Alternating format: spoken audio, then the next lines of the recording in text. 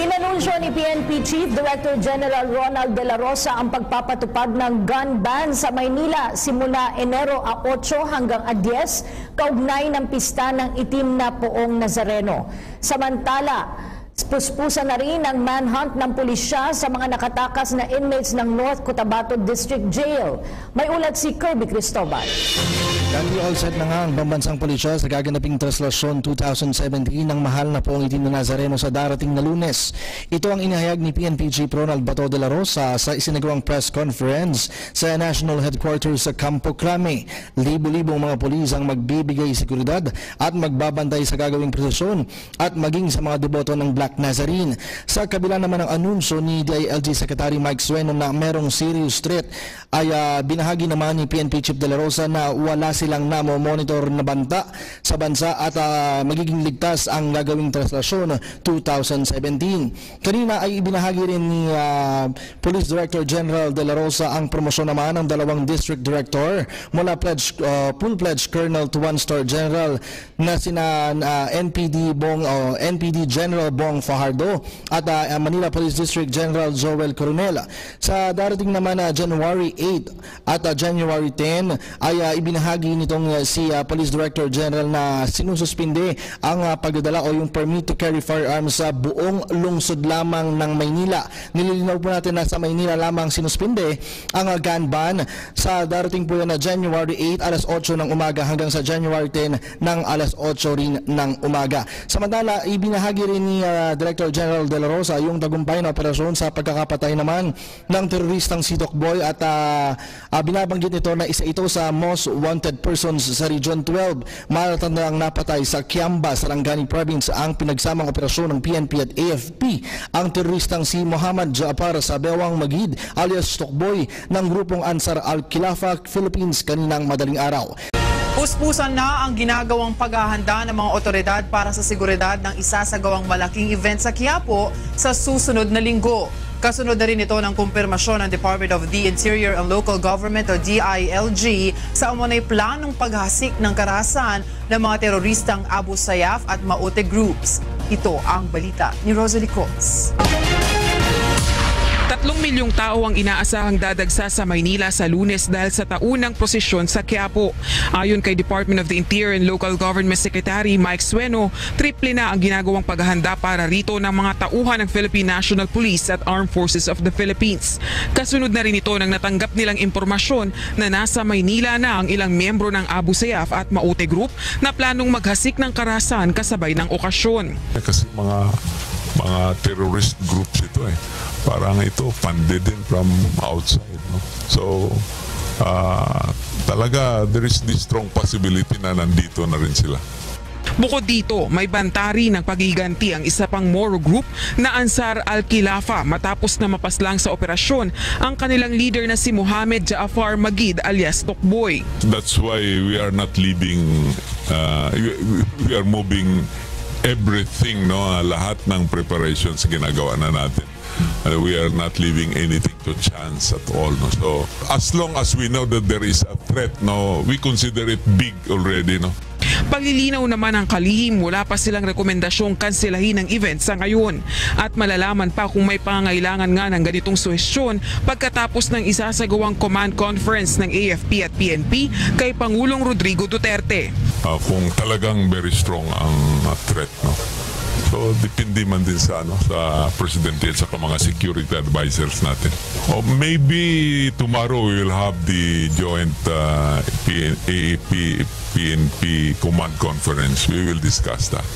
Nanawagan naman si Secretary Sueno sa publiko na maging alerto at tumulong sa pagmamantena ng seguridad sa pamamagitan ng pagre-report sa mga kahina-hinalang tao o bagay. Samantala, mga ahensya ng pamahalaan magtutulungan sa nalalapit na pista ng itim na Nazareno sa Lunes. Pulisya, iminungkahi kay PNP Chief Director General Ronald Bato de la Rosa ang kanselasyon ng permit to carry ng mga baril mula Enero 8 hanggang 10. May live report ang aming kasamang si Eunice Samonte. Eunice?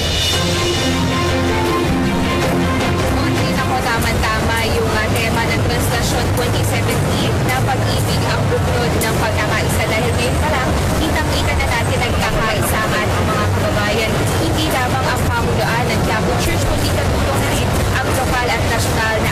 pagpapatupa ng pamahalaan. Kanina nga ay nagsagawa ng media briefing ang kinatawan ng mga Quiapo Church at kasama dyan ang mga kinatawan ng lokal na gobyerno at 99.9% ready na nga umano ang Fiesta Committee na binubuo ng kinatawan mula sa Manila City Hall, Metro Manila Development Authority o MMDA, National Disaster Risk Reduction Management Council o NDRMC, Philippine National Police, Armed Forces of the Philippines, DPWH, Department of Health, Bureau of Fire Protection at DSWD. Isinagawa na nga rin kanina ang mga pinakahuling datos at kahandaan para sa taunang debosyon na nagsimula na nitong December 31 hanggang sa mismong araw na Nazareno sa January 9 o sa Lunes. Idineklara na mismo ni Manila City Mayor Joseph Estrada na official non-working holiday para sa mga taga-Maynila ang January 9, araw ng Lunes. Dagdag pa niya, ilang buwan bago ang translasyon ay nakumpuni na nga ang mga sirang kalsada na dadaanan ng mga deboto.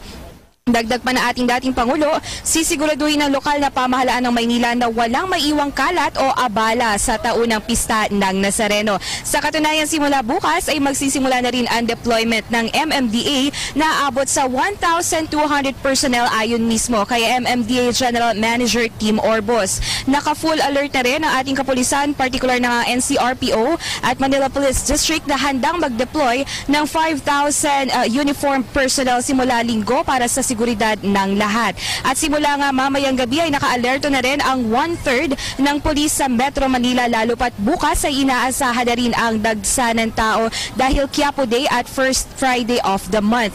Ayon nga kay NCRPO Director Police Chief Superintendent Oscar Albayalde, iminungkahi na rin nila kay PNP General Director Ronald Bato de la Rosa ang pagsususpinde ng permit to carry ng baril sa Maynila sa loob ng 48 hours mula January 8 a.m. hanggang January 10 ng parehong oras. Magkakaroon din ng 3 command post ang ating kapulisan. Yan nga ay sa Quiapo, sa Manila at maglalagay na rin sa Luneta Park para sa lugar na daraanan ng prosesyon. Katuwang na rin ang Armed Forces of the Philippines sa ilalim ng pamumuno ni Joint Task Force NCR Commander General Casiano Molina na nagtalaga na rin ng 650 uniformed personnels ng AFP bilang suporta sa ating kapulisan. Magsisimula ang ruta ng Translasyon 2017 sa Quirino Grandstand sa ganap na alas 7 ng umaga at kakaliwa naman ito sa Katigbak Drive-Thru, Taft Avenue, Dasmariñas Street, dadaan naman ng Carlos Palanca Street sa ilalim ng Quezon Bridge at kakaliwa ng Quezon Boulevard. Pagkatapos niyan, kakaliwa ito sa Nepomuceno Street, Concepcion Aguila Street at Hidalgo via Plaza del Carmen papuntang Palanca Street at ang huling stasyon nga ay ang Villalobos via Plaza Miranda. Samantala may paalala naman ng Department of Health sa ating mga kababayan na sasama sa Translasyon 2017. Lalo na yung mga may sakit sa puso, sa hika o alta presyon, huwag po nating kalimutang magdala ng tubig at magsuot ng maluluwag na damit, lalo na sa araw mismo ng prosesyon. At sa mga kababayan naman po natin na magdadala ng anak at may dalang mga bata, ay huwag kalimutan na lagyan sila ng pagkakakilanlan o yung ID para iwasan ang pagkakawala nila dito nga sa araw ng prosesyon. At yan muna pa akong pinakahuling balita mula dito sa Quiapo Church. Balik sa'yo, Audrey. Maraming salamat, Luis Samonte.